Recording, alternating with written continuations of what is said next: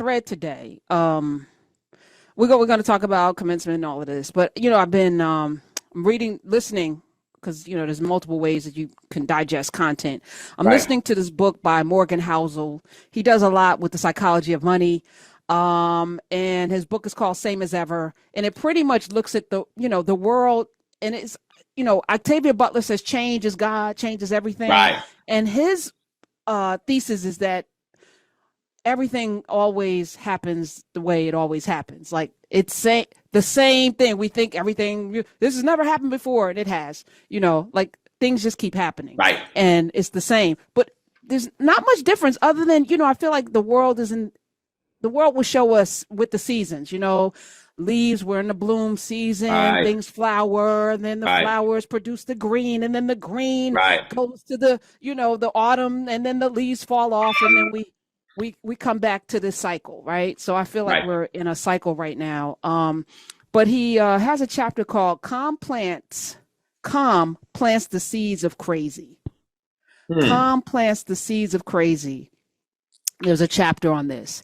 And basically he was like, when things are good, people forget the struggle, right? Most people who can endure and are resilient and struggle become successful, primarily not just because of what's inside of them, but the pressure of the struggle forces them into their greatest version of themselves. As Yeah. writers, when you're in a when you're in a flow, but when you hit the block is when the best content comes out, Yes. because you have to fight through it, right? If you're a Yes. runner, that runner's wall, you have to fight through it to get to the next place. And then there's euphoria on the other side, or some sense of accomplishment. So he was just talking about, calm, peace, all of those things actually produce the chaos because you forget and you're not ready. So when Yes. stuff happens, you're not ready for it. So Yes. he brings up the pandemic.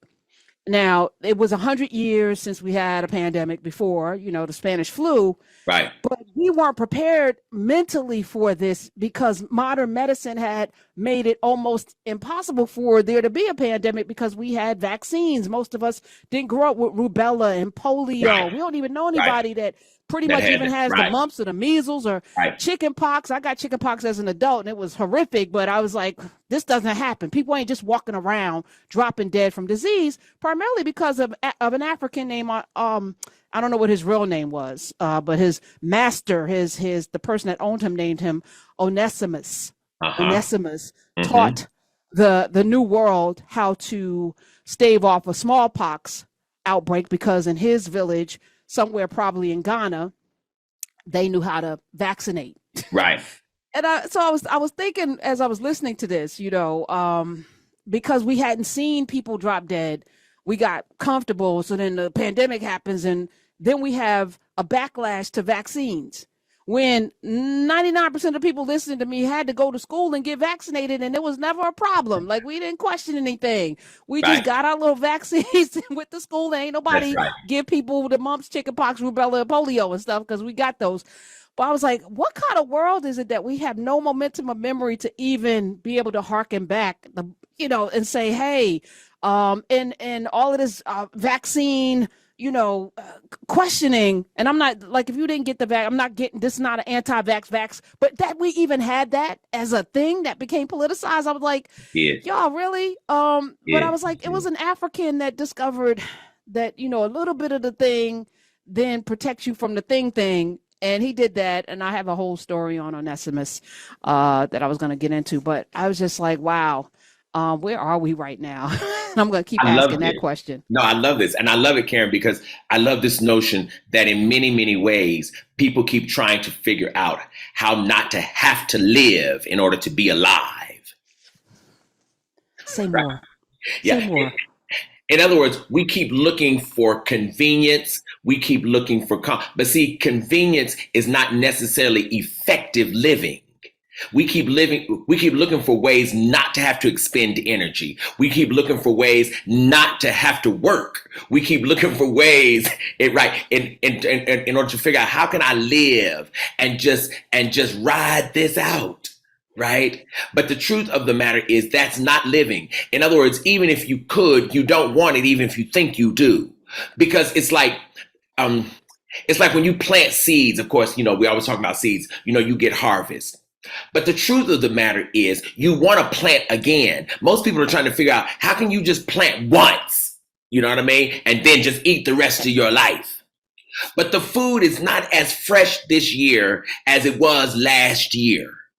It doesn't have the same, if you juice food, yes, if you juice fruits and vegetables right now, it does not carry the same potency a year from now as it did when you first juiced it, the day you juiced it.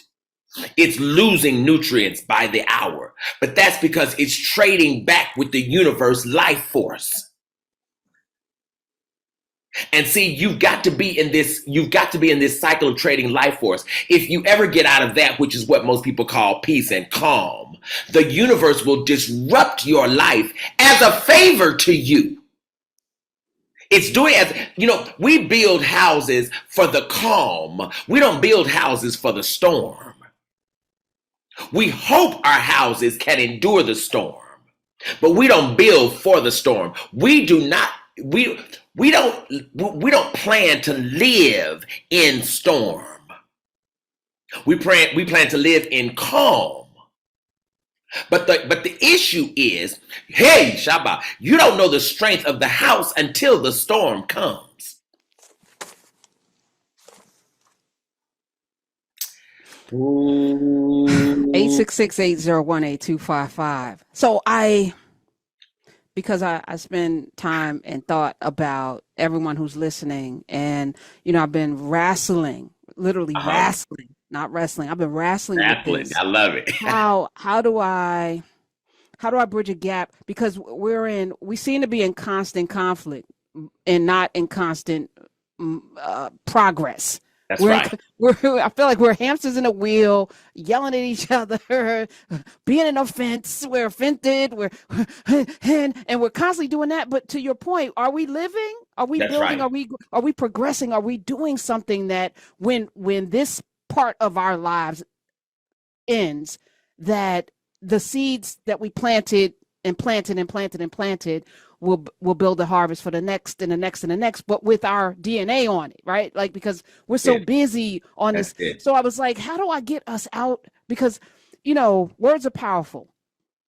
Both of us deal in the word game. Right. And I don't even know if it's a game. I think we are wonderful storytellers to our own selves. Yes, which is why we're here, right? We tell these stories to ourselves that manifest into reality because we write down, make our visions plain. We write them down, what it is that we want to see. And I'm like, how many people are doing that? But more importantly, how much of our time is spent worrying about other people's lives and things and not our own, even as we talk about Drake and all of this, even that, to me, there was a lesson in that for us to focus on the things that are nourishing, focus on the things that could help build community and grow. And there was this video that was released yesterday, that I retweeted on Mother's Day of all things. So there were a bunch of baboons. They minded their business, walking in it's not really the wild, because there's somebody commenting, right? There's people. It's like, oh, look at the baboons, and they are walking together. It seemed like it was hundreds of them, right? And they were just moseying along.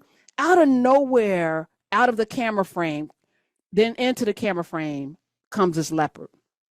And he's like 90 miles an hour. Wow. And maybe in that leopard's mind, all of these baboons, I'm going to get me one, and they can't catch me. I'm going to grab me one baboon, and I'm going to enjoy my feast. Right. A funny thing happens as he went for the one.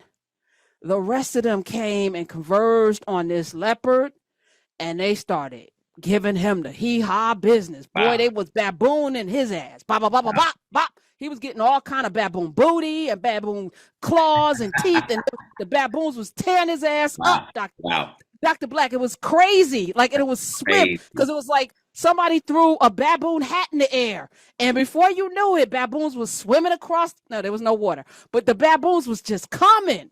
Wow. And the leopard was like, let me get my ass up out of here. Die, right? Yes. So what he thought was a meal turned into his ass being on the menu, and he skedaddled, but they couldn't catch him because he's a leopard and they're very fast. But they ran after him like, I know you better. And I use that as a metaphor for, like, even in the peace and calm, you got to have your head on a swivel, because the leper's always going to be coming in to try to take something off your plate, to disrupt your life. There may be a storm, literal storm, a pandemic, or something is always happening. But if you run in a community, and I was like, if we are all in this together, ain't there one of us got to suffer but so much. Now, I'm sure that first baboon got bit, maybe he got scratched, but the rest of them made sure he didn't die, and see, nobody Karen, else got it. here's the thing that's so profound about what you're saying. How many hours do the baboons spend praying against the leper? Probably none. That's the key. As human beings, right? How many hours do we spend praying against adversity? Adversity is not your enemy. The issue is spend the time making community. Spend the time making community, not praying against its opposite. Spend the time being a human being, not just a human. That's our problem. We're all human. We're trying to rest in being human. That's not the achievement. The human has got to be.